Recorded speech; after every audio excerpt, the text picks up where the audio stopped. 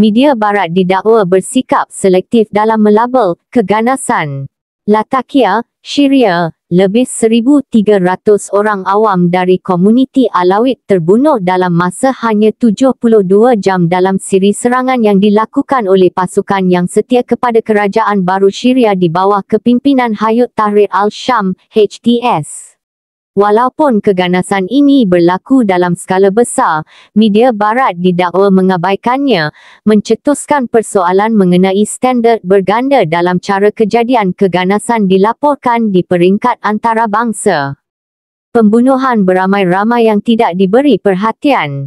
Menurut laporan Syrian Observatory for Human Rights, SOHR, pembunuhan beramai-ramai ini berlaku di wilayah Latakia dan Tartus, pusat sejarah komuniti Alawit di Syria.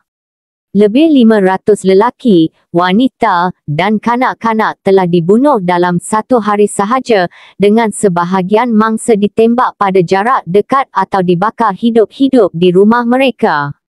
Saksi yang terselamat melaporkan bahawa serangan ini bertujuan untuk menghapuskan komuniti Alawit di kawasan pantai Syria. Rumah-rumah dibakar, harta benda dirampas, dan orang awam diseksa. Walaupun Kerajaan Baru Syria mendakwa ia berpegang kepada prinsip pemerintahan inklusif, tindakan mereka termasuk memecat pegawai Alawit dan gagal melindungi komuniti ini.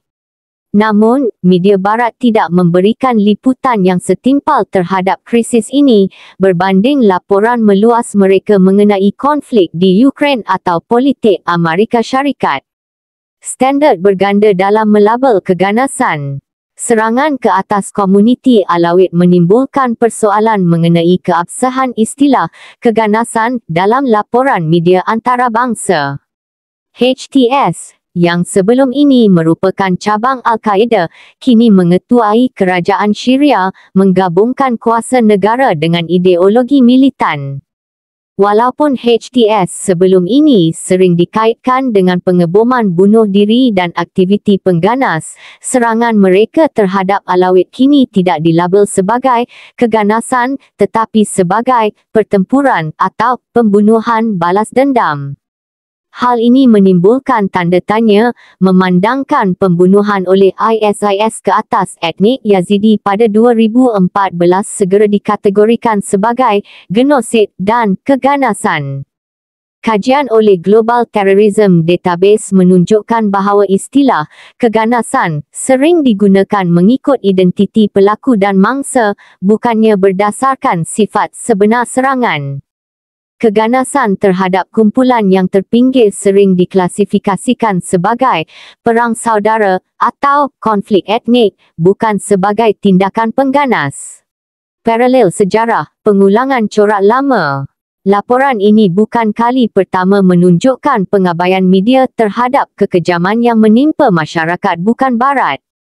Dalam genosid Tamil di Sri Lanka pada 2009, lebih 40,000 orang Tamil terbunuh dalam operasi ketenteraan kerajaan, namun Barat menganggapnya sebagai usaha anti keganasan.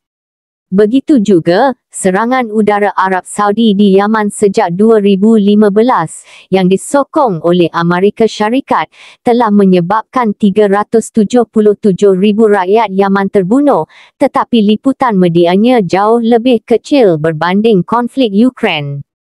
Kedua-dua kes ini mencerminkan konsep necropolitics, seperti yang dijelaskan oleh ahli falsafah Achille Mbembe, di mana kuasa politik menentukan kematian siapa yang layak diratapi dan siapa yang boleh diabaikan. Liputan media dan bias terhadap Islam. Kajian juga menunjukkan bahawa serangan oleh individu Muslim menerima 449% lebih banyak liputan berbanding serangan oleh bukan Muslim, walaupun kadar kematian adalah serupa.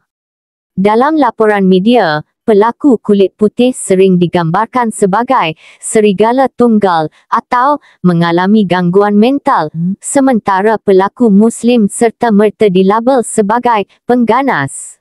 Dalam kes Syria, HTS, walaupun mempunyai sejarah keganasan, kini terlepas daripada label pengganas kerana mereka mentadbir negara. Keadaan ini kontras dengan liputan luas terhadap ISIS dan pembunuhan Yazidi yang serta-merta dikenali sebagai keganasan sektarian. Media seperti The Guardian dan Reuters hanya menyebut tentang pembunuhan Alawid dalam laporan kecil, tetapi tidak menggunakan istilah keganasan atau genosid. Sebaliknya, mereka memilih frasa neutral seperti pertempuran menyebabkan kematian. Kesimpulan, peranan media dalam mempengaruhi persepsi global. Pembantaian Alawid ini bukan hanya tragedi Syria, tetapi juga ujian kepada etika media global. Dengan tidak melabel pembunuhan beramai-ramai ini sebagai keganasan, media secara tidak langsung mengiktiraf legitimasi kerajaan Al-Julani dan menafikan kemanusiaan mangsa Alawid.